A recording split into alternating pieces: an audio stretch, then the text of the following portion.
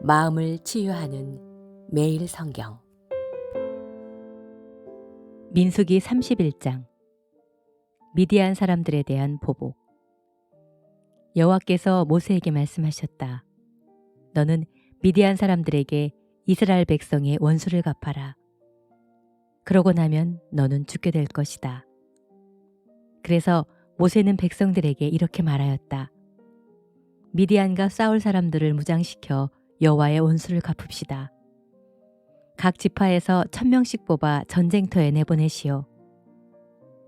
그래서 그들은 각 지파에서 1000명씩 뽑아 모두 12000명을 무장시켰다. 모세는 그들을 전쟁터로 내보내면서 제사장 엘레아살의 아들 비느하스도 성소의 기구와 신호 나팔을 가지고 따라가게 되었다. 그들은 여호와께서 모세에게 명령하신 대로 미디안을 쳐서 남자들을 모조리 죽이고 그 밖에 미디안의 5왕, 에위, 레겜, 수루, 후르, 레바를 죽였으며 그들은 또 부올의 아들 발람도 칼로 죽였다. 그리고 이스라엘군은 미디안 여자들과 아이들을 사로잡고 가축을 포함한 그들의 모든 재산을 약탈하였으며 그들의 성과 마을은 모조리 불태워버렸다. 그리고 그들은 빼앗은 전리품을 가지고 짐승들과 사로잡은 자들을 끌고 모세와 제사장 엘르아살과 백성들이 진을 치고 있는 여리고 맞은편에 있는 요단 강변의 모압 평화를 향해 출발하였다. 모세와 엘르아살과 백성의 지도자들이 개선하는 이스라엘군을 환영하러 진영 밖으로 나갔다. 그러나 모세는 전쟁터에서 돌아온 지휘관들에게 화를 내며 이렇게 말하였다. 어째서 귀관들은 여자들을 모두 살려두었어? 이들이 바로 발람의 조언에 따라 부올에서 이스라엘 백성을 유혹하여 여호와께 범죄하게 하고 그들 가운데 전염병이 퍼지게 한 장본인들이 아니요. 이제 귀관들은 남자아이들을 모조리 죽이고 남자와 성관계를 가진 여자들도 다 죽이시오. 그러나 남자와 성관계를 갖지 않은 여자들은 귀관들을 위해 살려두어도 좋소. 귀관들은 사람을 죽이고 시체를 만졌으니 7일 동안 진영 밖에 있으시오. 3일째 되는 날과 7일째 되는 날에는 귀관들과 사로잡혀온 자들이 다 몸을 깨끗이 하도록 하시오. 그리고 모든 의복과 가죽 제품, 염소털이나 나무로 만든 물건도 다 정결하게 하시오. 그런 다음 제사장 엘르아살이 전장에 나갔던 군인들에게 이렇게 말하였다. 이것은 여호와께서 모세에게 주신 법령입니다. 여러분들은 금, 은, 동, 철, 주석, 납과 같이 불에 타지 않는 것은 불에 통과시킨 다음 정결하게 하는 물로 깨끗하게 하고 불에 타는 모든 물건은 그 물로 정결하게 해야 합니다. 그리고 여러분은 7일째 되는 날에 옷을 빠십시오. 그러면 여러분이 깨끗하게 되어 진영 안으로 들어올 수 있을 것입니다. 전리품 분배. 여호와께서 모세에게 말씀하셨다. 너는 제사장 엘르아살과 백성의 지도자들과 함께 사로잡혀온 사람과 약탈해온 짐승의 수를 파악하고 사람과 짐승을 포함하여 모든 전리품을 반으로 나누어 절반은 전쟁에 나갔던 군인들에게 주고 절반은 백성들에게 주어라. 그리고 군인들이 분배받은 사람과 소와 나귀와 양떼 중에서 500분의 1은 나 여호와의 몫으로 떼어 나에게 바치는 특별한 예물로 엘르아살에게 주고 백성들이 분배받은 사람과 소와 나귀와 양떼 중에서는 50분의 1을 떼어 성막을 맡은 레위인들에게 주어라. 그래서 모세와 제사장 엘르아살은 여호와의 명령대로 하였다. 군인들이 개인적으로 가진 전리품 외에 그들이 백성들에게 끌고 온 짐승은 양이 67만 5천 마리, 소가 7만 2천 마리, 나귀가 6만 1천 마리이며 그들이 사로잡아 온 사람은 남자와 성관계를 하지 않은 여자 3만 2천 명이었다. 그리고 그것의 절반, 곧 군인들이 분배받은 것은 양 33만 7,500마리, 소 3만 6천 마리, 낙이 3만 500마리, 사람 1만 6천 명이었으며 그 중에 여호와께 드린 것은 양 675마리, 소 72마리, 낙이 61마리, 사람 32명이었다. 모세는 여호와께서 명령하신 대로 여호와의 몫으로 거둔 것을 다 제사장 엘르아살에게 주었다. 그리고 모세는 군인들에게 나누어주고 남은 절반은 이스라엘 백성에게 주었는데 그것은 양이 33만 7,500마리, 소 3만 6천 마리, 낙이 3만 500마리, 사람 1만 6천 명이었다. 모세는 또 여호와의 명령대로 백성들이 분배받은 것 중에서 50분의 1을 거두어 성막을 맡은 레위인들에게 주었다. 그 후에 군 지휘관들이 모세에게 와서 이렇게 말하였다. 우리가 부하들의 인원을 점검한 결과 희생자가 한 사람도 없습니다.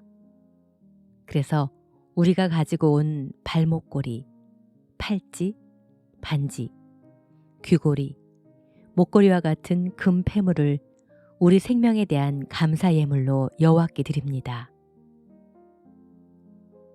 모세와 제사장 엘르아살은 그들에게 금폐물을 받았는데 그 금의 전체 무게는 약 190kg이며 이것은 군인들이 개인적으로 가지고 온 전리품이었다.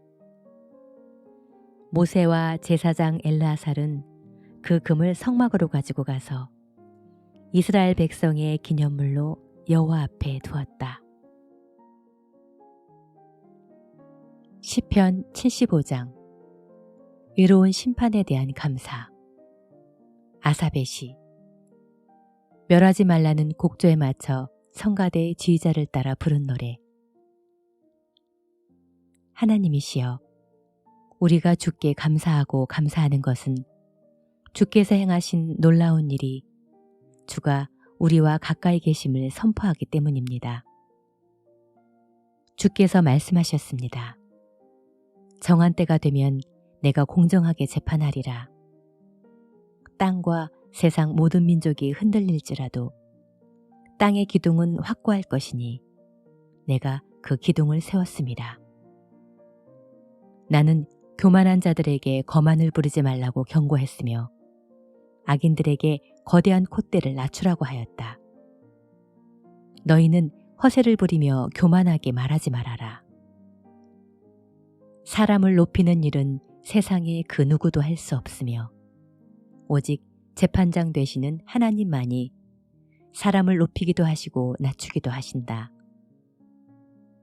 여호와의 손에 분노의 포도주가 담긴 잔이 있어 거품이 있는구나.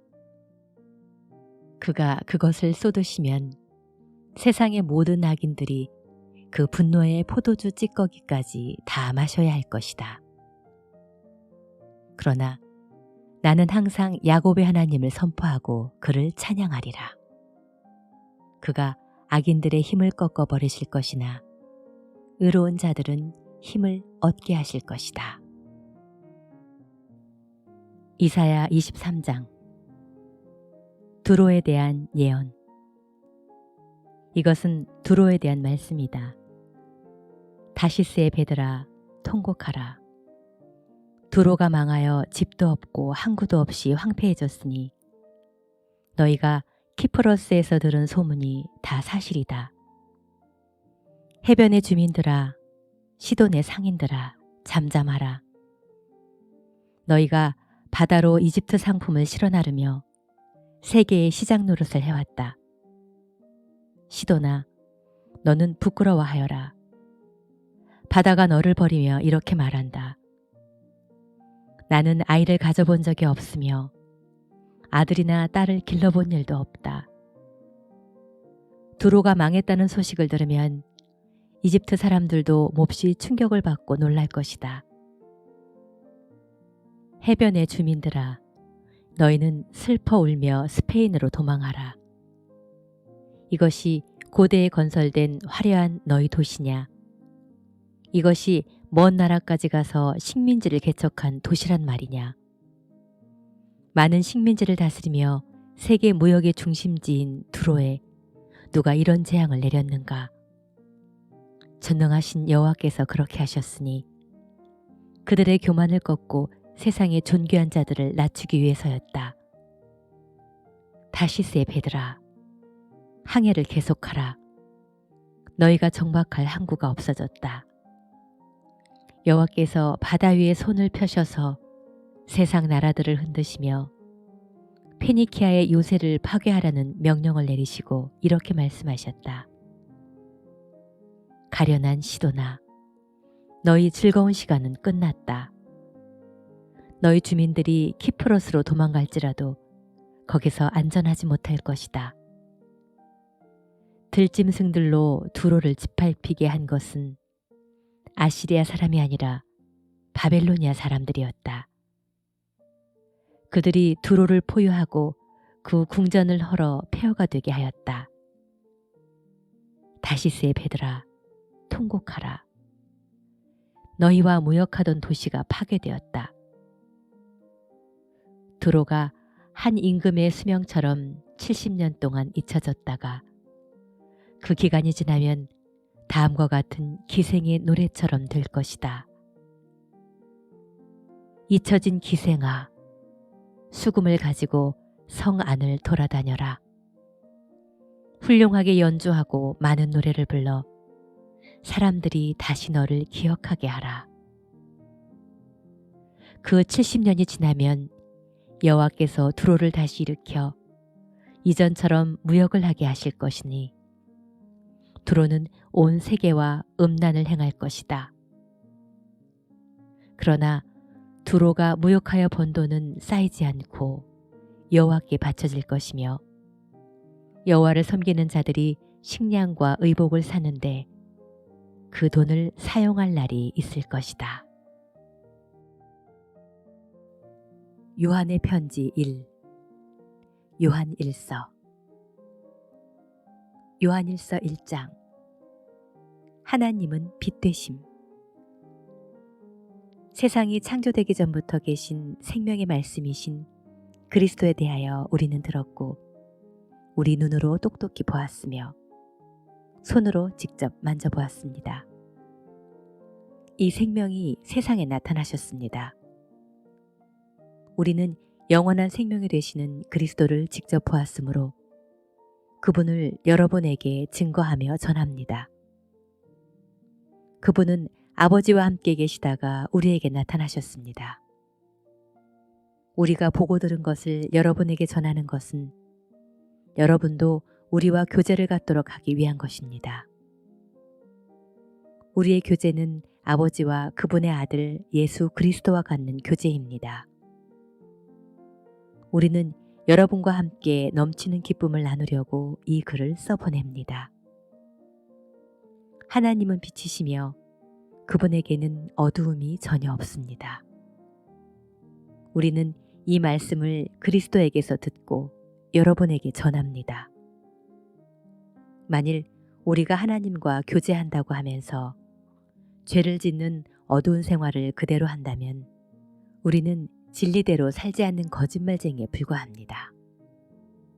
그러나 하나님이 빛 가운데 계시는 것과 같이 우리도 빛 가운데서 살면 우리는 서로 교제하게 되며 그분의 아들인 예수님의 피가 우리를 모든 죄에서 깨끗하게 합니다.